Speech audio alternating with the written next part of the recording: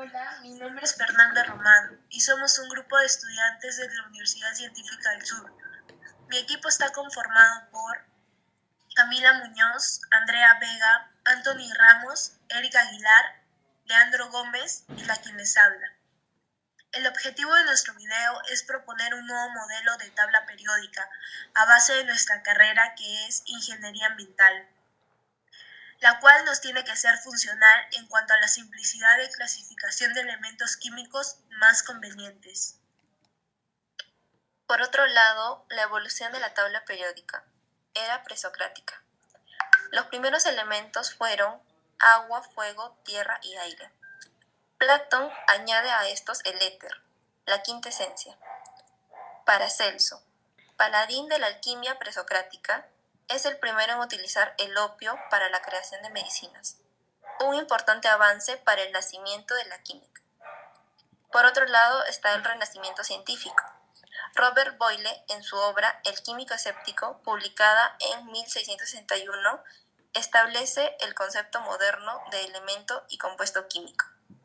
Antoine Lavoisier, en su obra Tratado Elemental de Química, publicada en 1789, sienta las bases de la química moderna y el método científico. Siglo XIX. En 1817, el químico alemán Johann Dauvernier agrupa a los 20 elementos conocidos hasta el momento en series de 3 elementos llamadas tríadas. Los elementos de una tríada poseen propiedades químicas semejantes. En 1862, el geólogo francés Jean-Courtois propone una clasificación periódica de los elementos en forma de hélice a la que llamó caracol telúrico. 2 años después, en 1864, el químico inglés John Alexander Reina Newlands ordena los elementos químicos conocidos hasta el momento en grupos de 7 cada uno, en función creciente a sus pesos atómicos.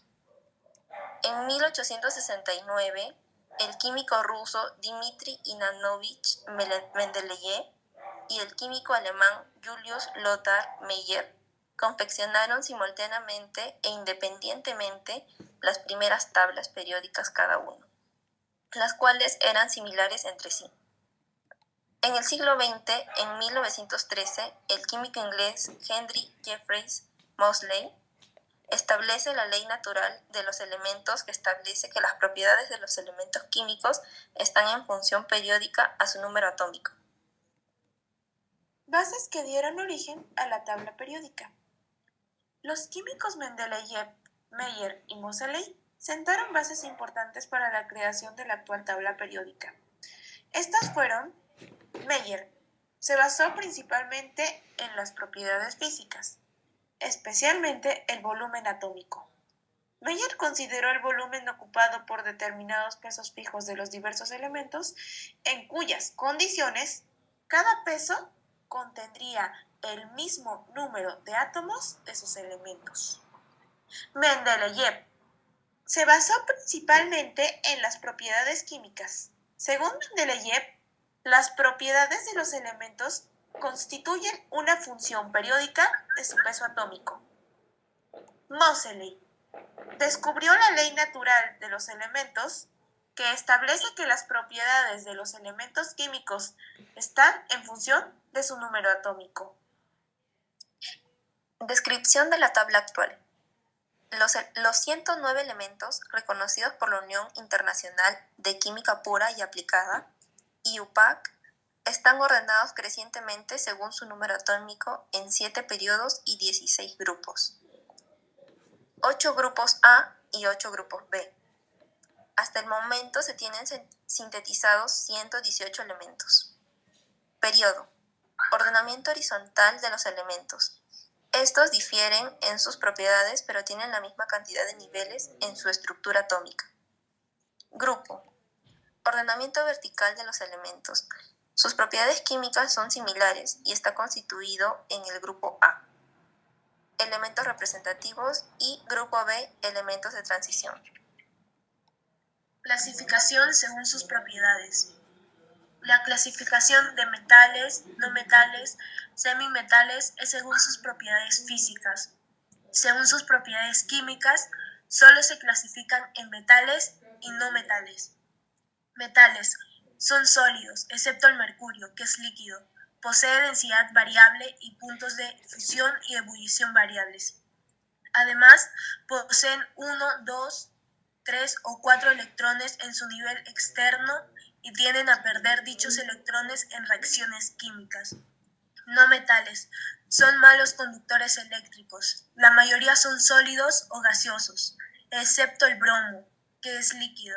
En el nivel externo poseen 4, 5, 6 o hasta 7 electrones, a excepción del hidrógeno, y tienden a ganar electrones en reacciones químicas. Semimetales son malos conductores eléctricos a temperatura ambiental, pero a medida que ésta sube, su conductividad aumenta. ¿Qué nuevo orden se puede dar a la tabla en función de nuestra especialidad? La tabla está clasificada en base a la clasificación original de la tabla periódica actual, con la particularidad de que en ella se encuentran los elementos más importantes del medio ambiente. Así pues, nuestra tabla está estructurada entre metales alcalinos, alcalino-térreos, metales post-transicionales, metales pesados, lantánidos, actínidos y no metales.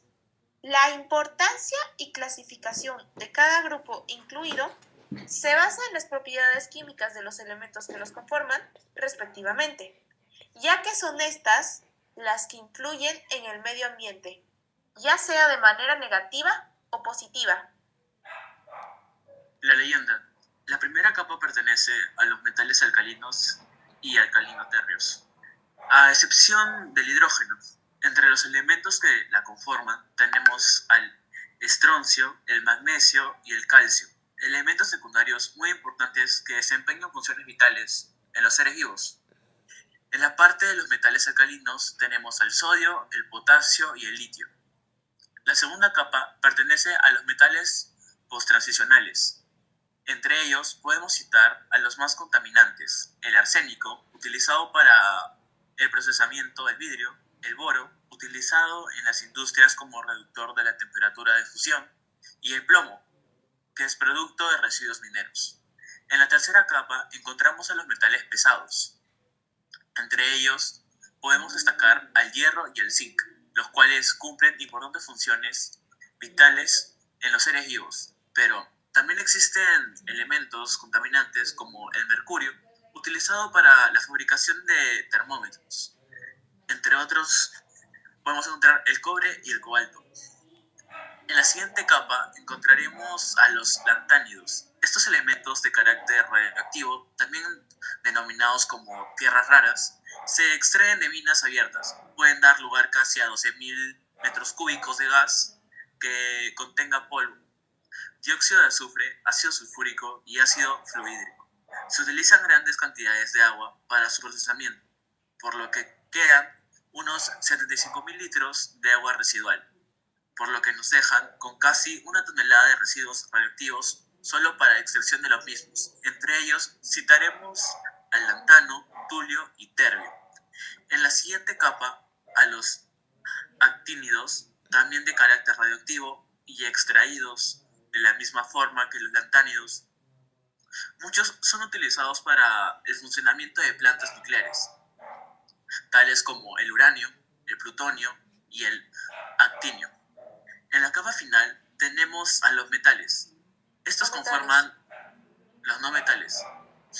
Estos conforman tanto moléculas orgánicas, inorgánicas, y conforman la estructura vital en el 97% de los seres vivos, pero también conforman los gases tóxicos responsables del calentamiento global, como el CO2. Estos son el carbono, el hidrógeno, el azufre, el oxígeno y el nitrógeno.